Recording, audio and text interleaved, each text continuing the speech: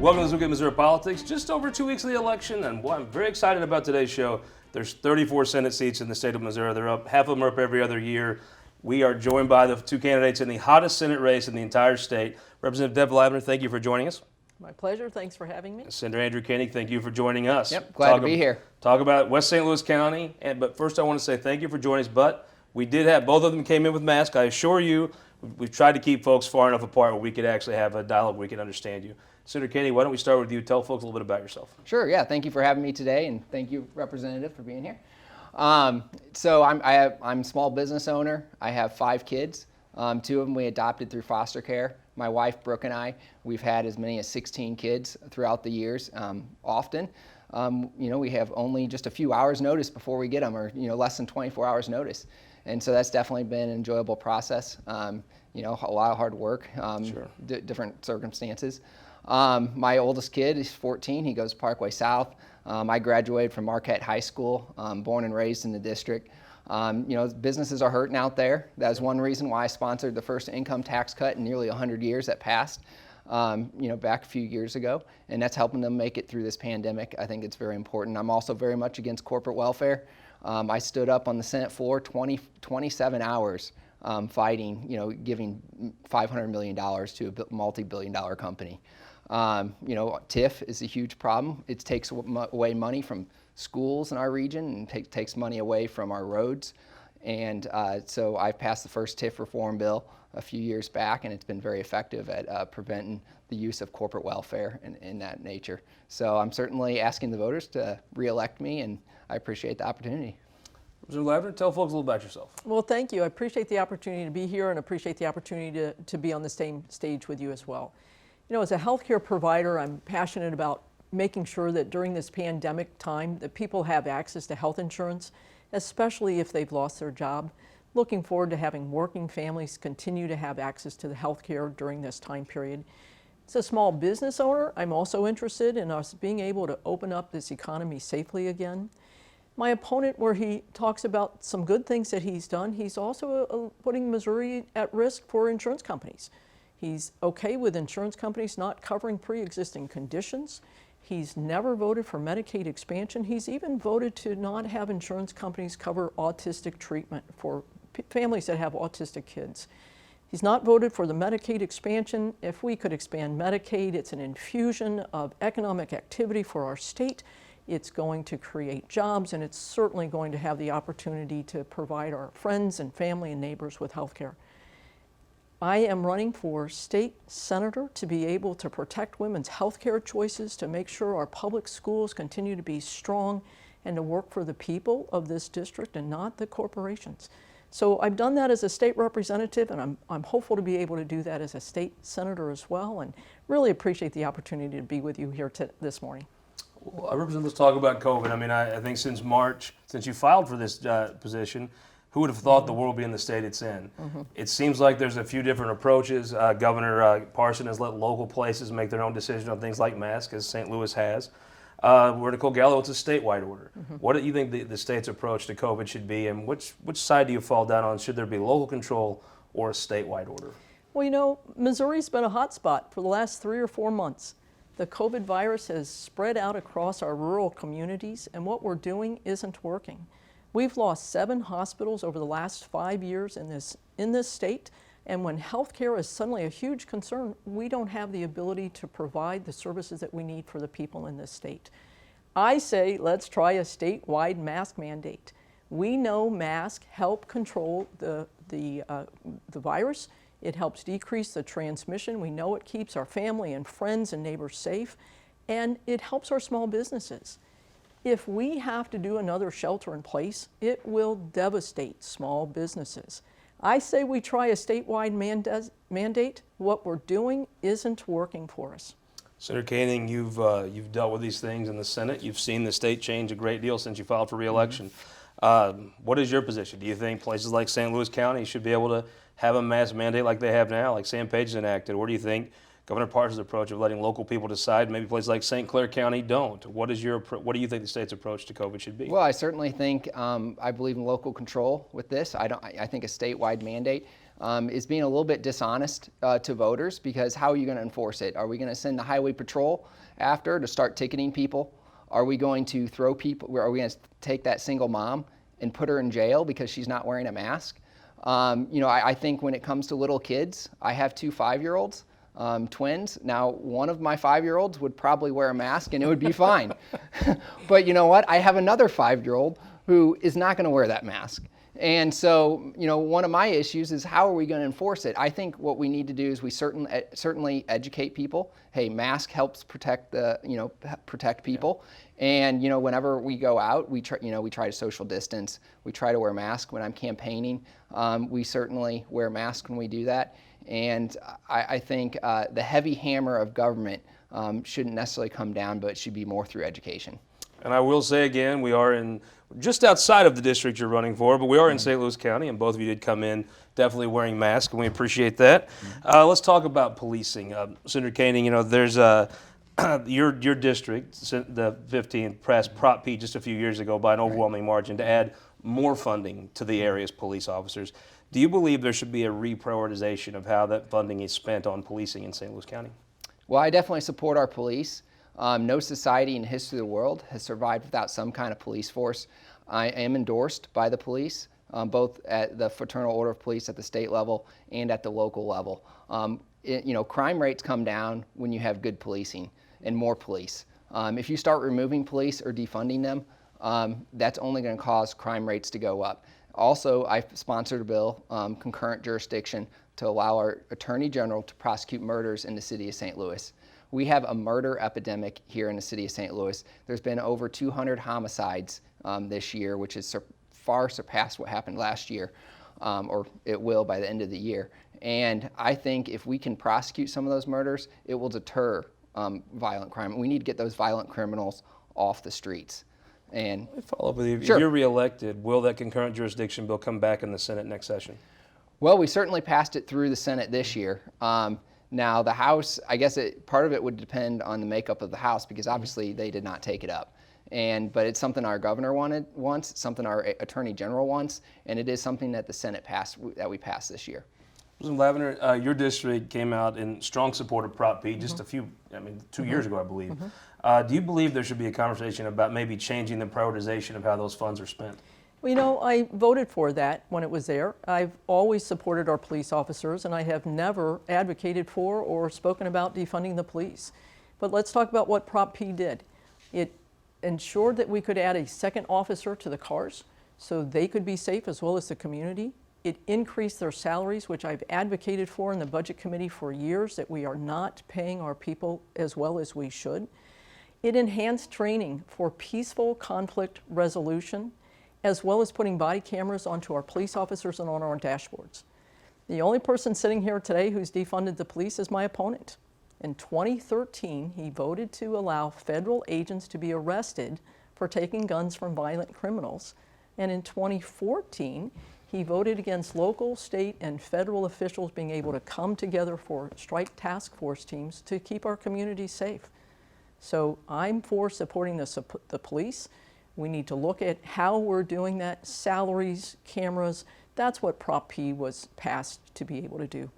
Senator Kane, we're talking about money. Let's talk about, we hillbillies don't always like to admit it, but your district far outkicks its coverage on funding the state budget. Manchester Road probably itself puts in a huge chunk of the state revenue. If you're reelected, your last 4 years, is there some way you'd like to change the priorities of the state government spending, since frankly your districts and your constituents pay more than their fair share to it? Yeah, certainly. I want government to get out of picking winners and losers in the marketplace. I don't think we should be funding Stan Kroenke and stadiums. I certainly voted against any kind of stadium funding bill. And, like I said, I will continue to stand up for, when we hand out $500 million to multi-billion-dollar corporations, that is your taxpayers.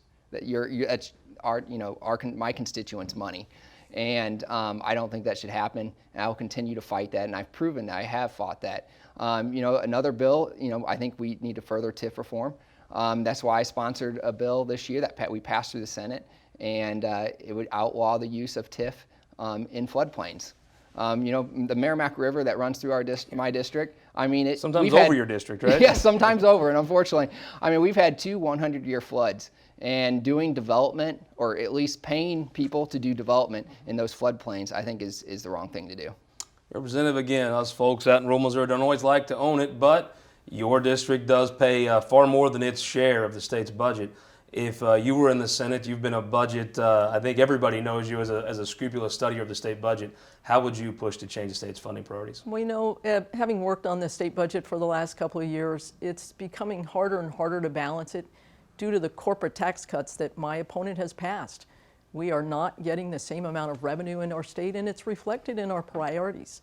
We don't have as much money to spend on education or higher education, healthcare, or roads and bridges. Missouri's economy has stagnated over the last decade.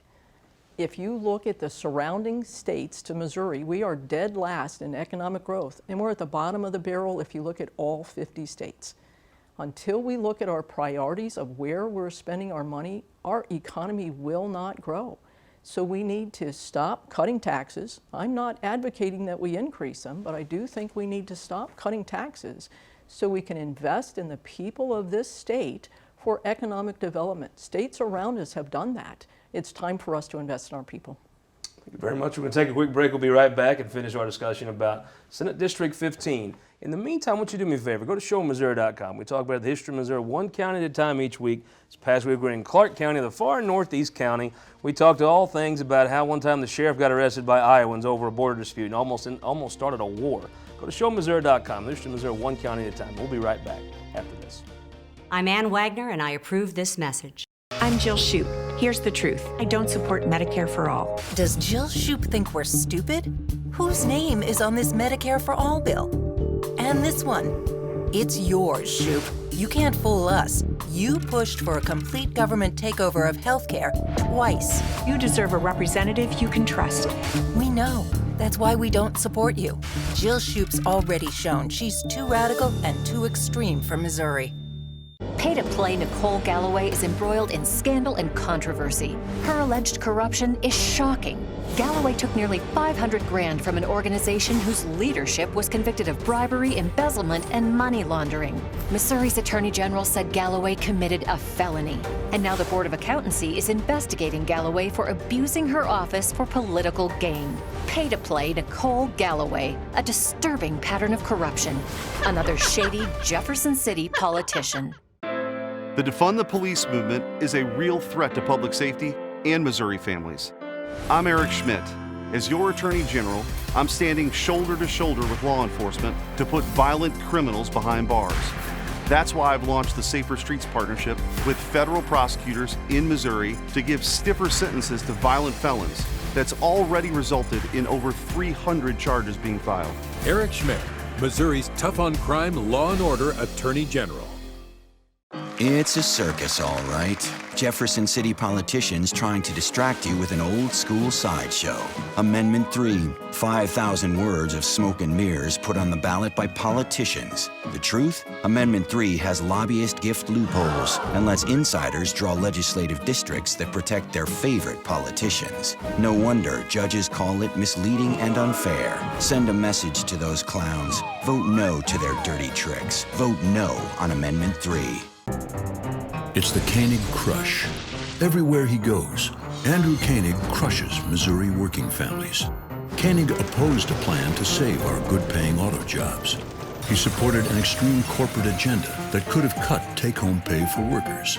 And in the middle of a pandemic, Koenig wants to crush us again by ending protections for people with pre-existing conditions. So look out, St. Louis County. Andrew Koenig's coming to crush you. Your energy needs are changing. That's why at Ameren, Missouri, we're not waiting on the future. We're building it with the Smart Energy Plan, advancing thousands of projects across the state, helping reduce emissions through cleaner energy sources, boost reliability with self-healing equipment, and better withstand storms with new composite poles.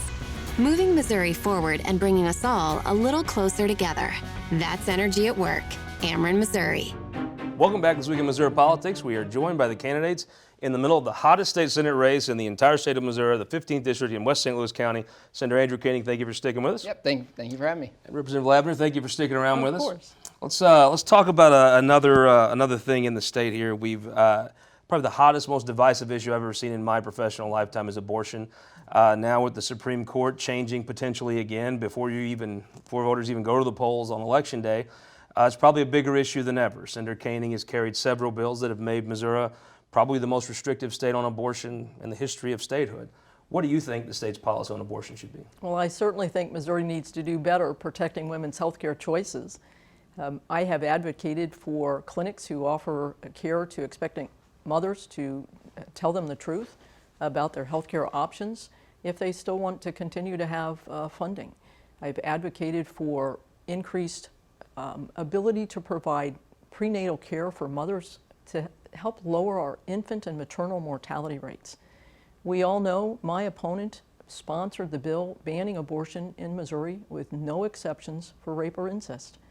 He has voted for rape victims to not have access to emergency contraception.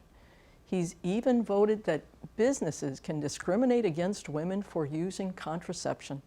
That's an extreme position for this district, it's an extreme position for women, and it's a very extreme position for the state of Missouri. So I would work different. There's probably more talk than I've ever heard if the Supreme Court changes again that Roe v. Wade could be overturned. I've seen you passionately fight over the issue of abortion your entire time in government. What do you think the state's position on abortion should be? Yeah, I don't know what the Supreme Court's going to do, but there's no question I'm definitely pro-life. I certainly prefer, adoption over abortion. Like I said, my wife and I have been very involved in adoption. We've been very involved in foster care. There's several bills I've passed to make that process easier. One bill that I sponsored and passed through the House and Senate is a Safe Families bill.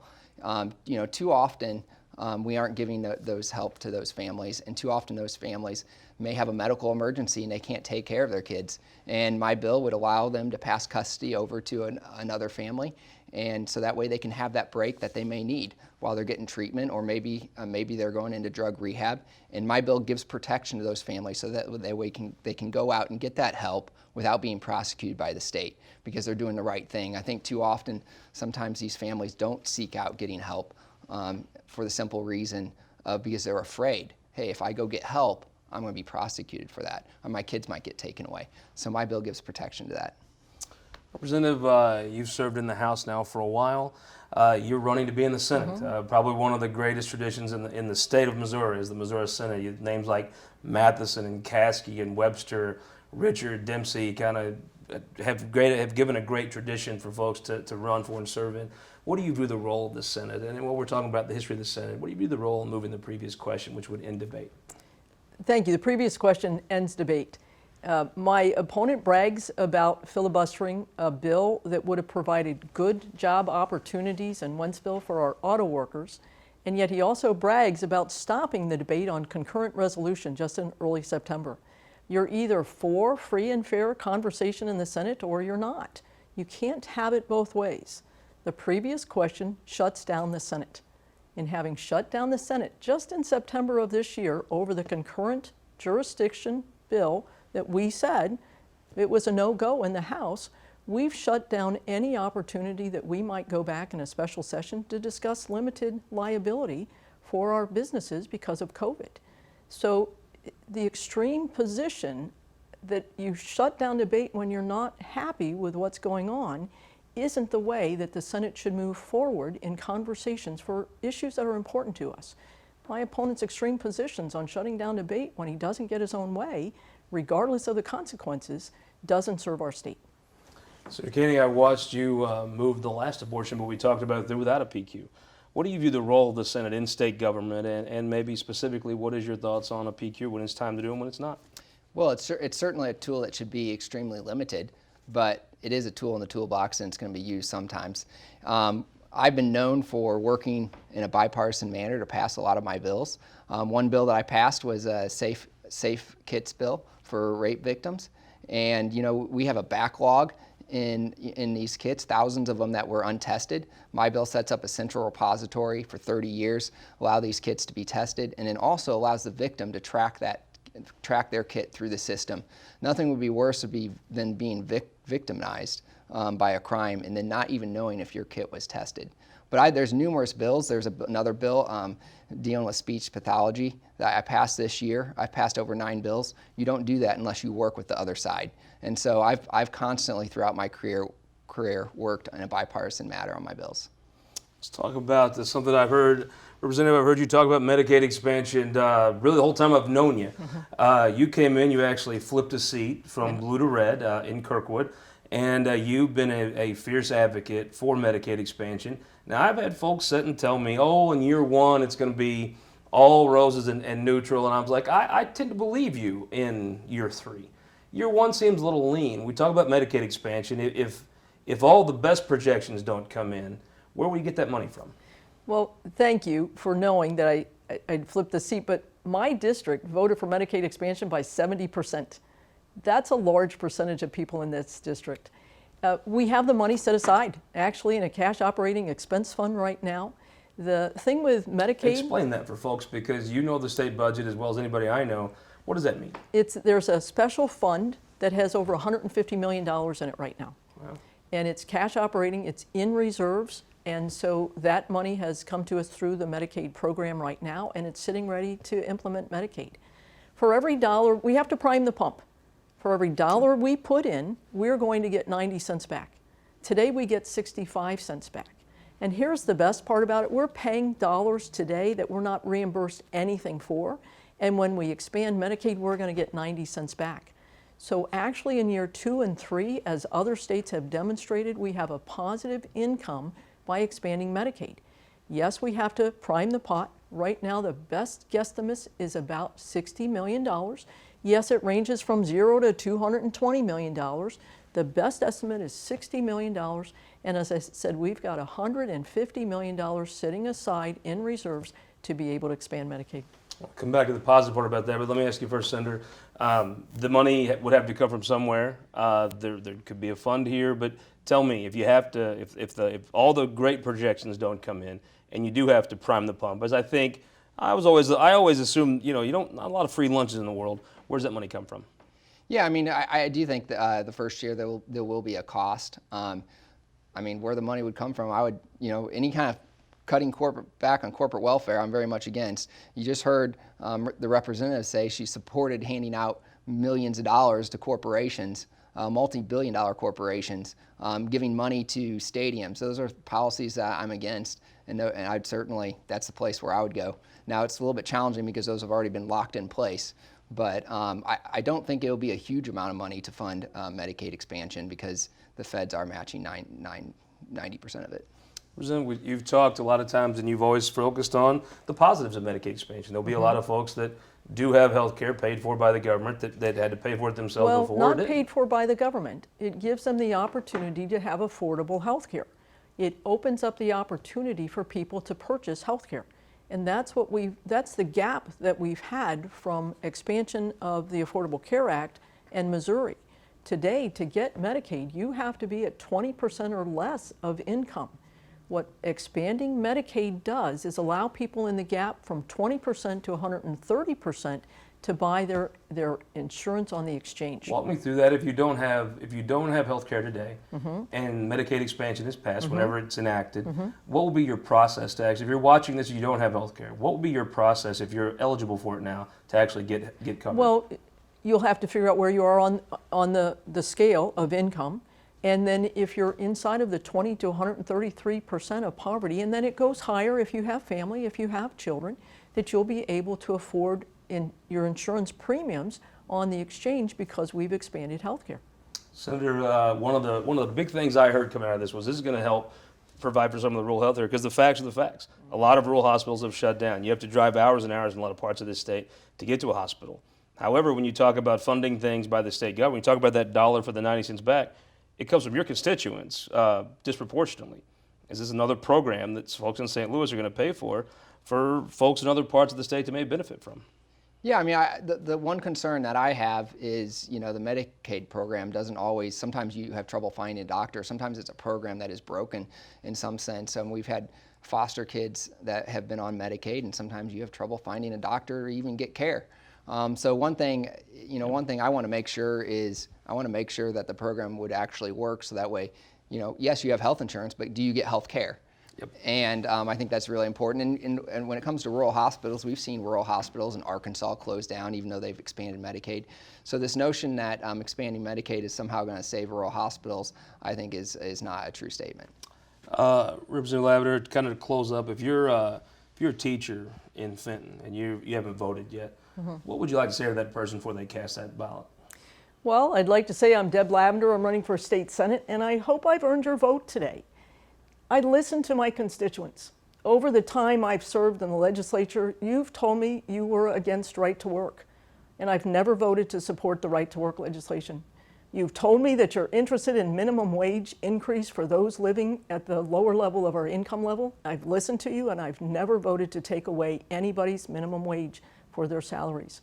You told me 2 years ago that you wanted clean Missouri in this state, and I voted against dirty Missouri that is now on your ballot as Amendment 3 to redistrict this state in a very partisan manner. So I've listened to you, but I'd like to let you know that my opponent never has. He's voted against you on all 3 of those issues. So right now I have a question for my opponent, Senator Koenig. If you're not listening to the people of this district, why should they vote for you? Senator Koenig, let me ask you, if you're say you're a nurse out in Valley Park, why should they re-elect you to the state senate to represent them? Yeah, I'm State Senator Andrew Koenig, and I'm certainly asking for your vote. I cut Missouri's income tax for the first time in nearly 100 years. I oppose corporate welfare. I have 5 kids. When I take my 5 kids out, I take my twin 5-year-olds. I just went on a bike ride with them, and we rode to the park. I want my family to feel safe, just like you want your family to feel safe. And that's why I sponsored a bill to allow our Attorney General to prosecute murders in the city of St. Louis. I'm endorsed by the Fraternal Order of Police here in the city of here in St. Louis County and at the state level. And so I'm going to continue to back the police and make sure they're well funded. We should never defund them. And so I'm certainly asking for your vote on November 3rd. Senator Koenig, well, thank you so much for joining us. Representative Lavender, thank you so much for joining us. You watch these things on the national level, and usually it's a little chippy. Sometimes it's just a dumpster fire. I really appreciate both of you coming here and actually I think I learned stuff about both the issues and both of you. Thank you for joining us. Thank you for having me. I hope you'll join us next week. We'll be right back here in our St. Louis studio for 2 weeks out from the election broadcast of This Week in Missouri Politics.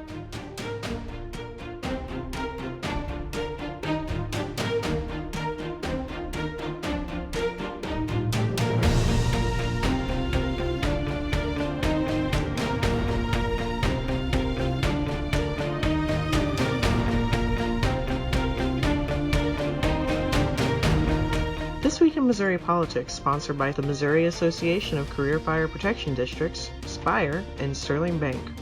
Guys, thank you so much for watching the show. I want to tell you about a new thing we're offering. It's the Missouri Times Podcast Network. You'll get this show every week. If you want to listen to it in your car, you don't have time to watch it.